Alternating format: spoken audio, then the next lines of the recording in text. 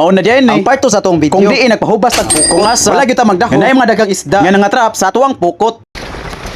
Grabe, pagkatapos ni hayang lang go, tra. Karon kay ato i-continue atong video mga mao na din ang part 2 sa atong video. Kung diin iapas na sa atong mga amigo dito sa dagat kay nagpahubas lag po. Unya kay tungod sa kainit sa adlaw. Pasilong una mi kadiyot nga wala man sa gumeng laki mga raste. Nga mo atubang mo pasigarbo sa kainit sa adlaw. Mao nang karon mo yaka una tagamay nga re. Salamat sa Snapchat.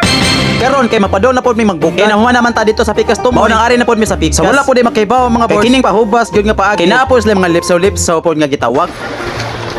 Afrikano.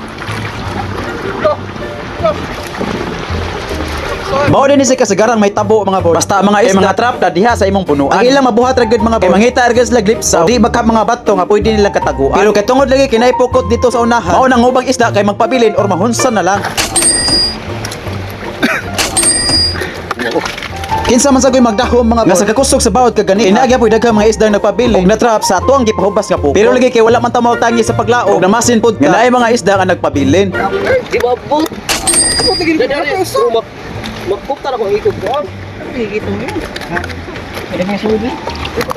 Wa gyud ta magdahom mga boys. Karong adlaw kay magrasyahan pod tag mga isda. Medyo nabawi ra gyud atong kahago pod mga boys. Ilabi na gyud sa pagtaktak aning pukot. Kay katong wala pod makibaw mga boys. Sa kini nga crisis sa panagat kay grabe po na kahago. Grabe sa kakapoy sa lawas. Ilabi na gyud ang paghampil sa mga bato. Dili ubos sa may tingga. Kay kung dili man gud nimo hampilan og bato mga boys. Kay mahitabo ra gyud din. Kay sayang ra gyud inyong kahago. Ilabi na gyud matungtong nagbato din ha inyong pukot. Mao nang manglusot ra gyud ang mga isda. Mao nang kini nga panagat pod kay dili po taon nilalim. Lagi, tapiit. Tapiit mo.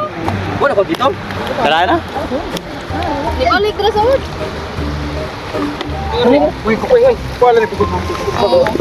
Dito na. Para sa pare. Diri sa jud ko bilib sa kumakuyog mga boys. Kay grabe kusog kaayo manguo. Usa ka bato kay gitabangan gyud nila kuot dinha mga boys. Kay grabe kuno isda diha sa ilaw. Bahalan lang kuno mga tunok ilang ka. Basta kay makuha lang gyud nila mga isda nga naa diha sa sulod sa bato. Pero usahay pod lagi mga boys kay dili pod nato malikay. Kanang inigtuslok nimo sa bato. Kay napo kay makauot. Usahay pod ba ditso imong kamot sa tunok sa mga isda. Pero lagi kay gusto man punta makasud. Mao nang ang uban manugukay kay mao pa nila pod kuot po dinha. Kudok ko. Sus! Grabe diri sa jud ko bilib sa tumigo jud. Kay bisag unsa pa nakalawom sa bato. Kay iya gyapon giko. Kay naada ko dakong isda diha sulod sa ilong sa bato. Pero wala gid siya makabantay. Kinakuha na pud sa usa natong amigo. Pero ni padayon gyapon siya. Kay naa pa daw kuno lagi lain. Bahala la kuno mga tunok importante makadala siya sudan.